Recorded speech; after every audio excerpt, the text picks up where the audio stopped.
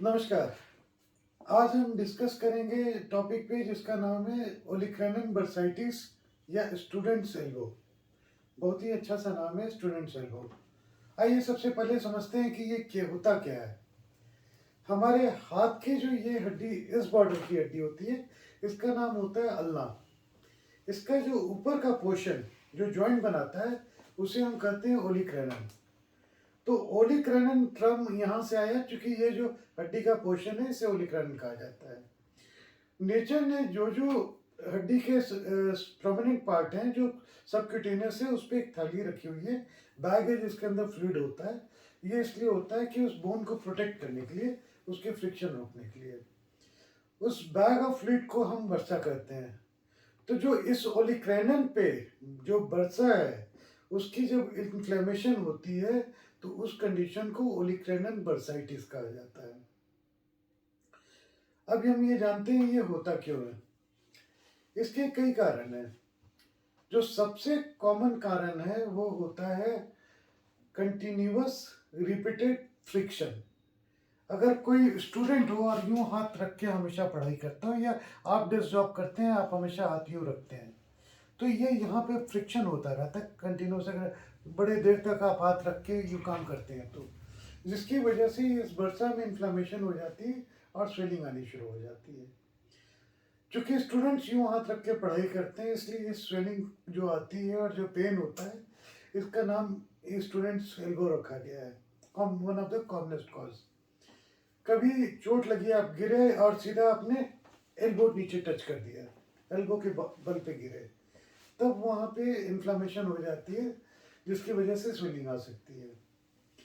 3 metabolic causes होते हैं जिसकी वजह से ये हो सकता है। गाउट में ये काफ़ी कॉमन होता है।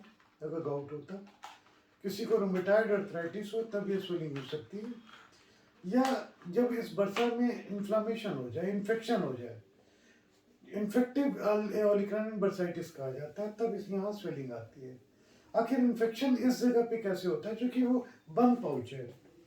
होता क्या है कि जब स्किन ड्राई हो या यूं ही जब यहाँ रैशेज होते हैं, आपके नेल्स बड़े हों, आप खुजली करते हैं, तो कई बार स्किन में ब्लीच हो जाता है। स्किन में अगर ब्लीच हो वहाँ पे तो इस नेल से इन्फेक्शन बरसा में जाने का रिस्क होता है और ये इन्फेक्शन हो जाता है।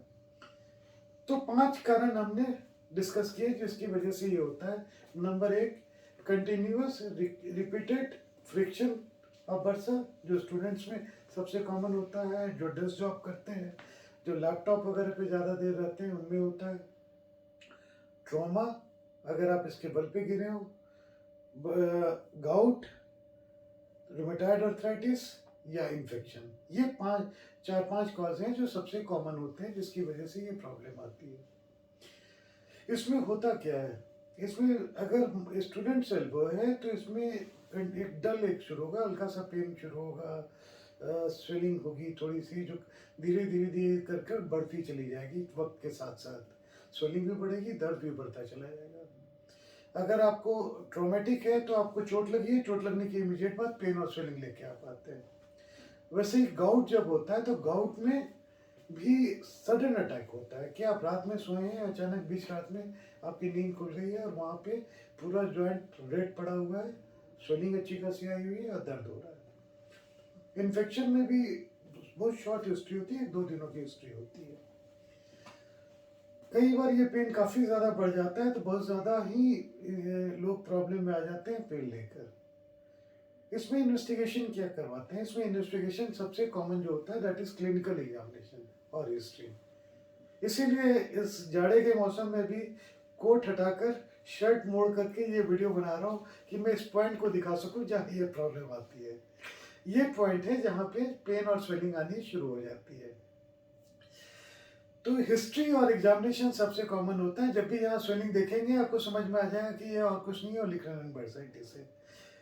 जो टेस्ट करवाते हैं यूजुअली हम रूटीन टेस्ट करवाते हैं, एक्सरे करवाते हैं, ब्लड टेस्ट करवाते हैं, जो इन्फेक्शन को रूल आउट करता है, गाउट को रूल आउट करता है, या रूमेटॉइड अर्थराइटिस को रूल आउट करता है, या डायग्नोसिस बनाता है। ये 3-4 चीज़ें हमें देखनी होती है। इसमें जब ज़्यादा स्वेलिंग हो जाती है तो ये जॉइंट की मूवमेंट भी रिस्ट्रिक्ट होनी शुरू होती है। लोग यूं हाथ करके आते हैं क्योंकि पूरा सीधा करने में ये पेन आना शुरू हो जाता है।